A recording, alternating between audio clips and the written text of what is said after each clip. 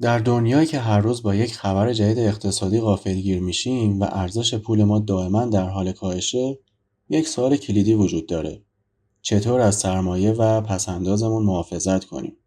امروز میخوایم با هم پناهگاه‌های امن سرمایه‌گذاری رو بررسی کنیم.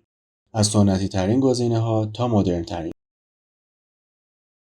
اولین و شناخته شده ترین گزینه دلار آمریکاست. به دلیل اینکه ارز اصلی تجارت جهانی و ذخیره اکثر بانک‌های مرکزیه، در زمان بحران‌ها تقاضا هم براش زیاد میشه.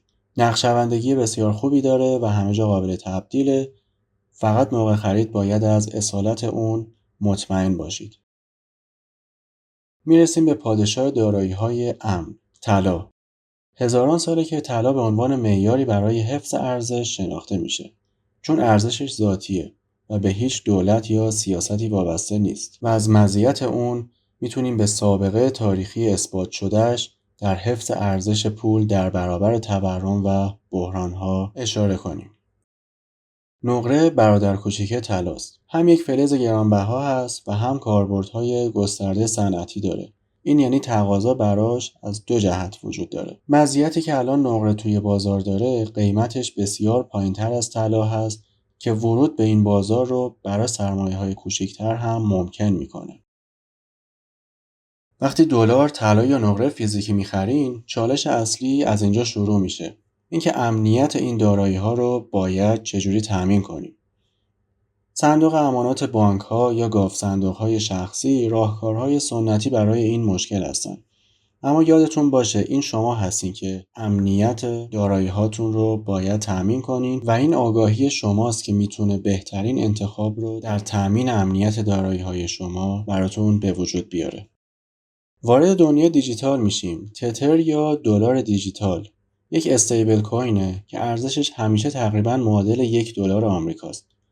این ارز پلی بین سیستم مالی سنتی و دنیای ارزهای دیجیتاله. انتقال سریع، راحت بودن مبادله و انجام تراکنش‌ها از هر جای دنیا که باشید از مزایای اون به حساب میاد. و حالا طلای دیجیتال، بیت کوین، یک دارایی کاملا غیر متمرکز با عرضه محدود، هیچ دولت یا بانکی کنترلش نمیکنه و همین ویژگیشه که اون رو در برابر تورم و چاپ پول بی‌رویه مقاوم میکنه و اینکه دارندگان اون کنترل کامل روی داراییشون دارن از مزایای خیلی خوب بیت کوین به حساب میاد که در این چند دهه محبوبیت بسیار بالایی داره پیدا میکنه. به جز بیت کوین هزاران ارز دیجیتال دیگه به نام آلت کوین وجود داره. بعضی از اونها مثل اتریوم پروژه‌های بسیار نوآورانه با پتانسیل رشد بالا هستن. اما حواستون باشه دنیای آلت کوین ها ریسک بسیار بالایی داره و این بخش برای سرمایه‌گذاران ریسک پذیرتره و نیاز به تحقیق خیلی زیادی داره. دارایی دیجیتال گاوصندوق دیجیتال هم میخواد.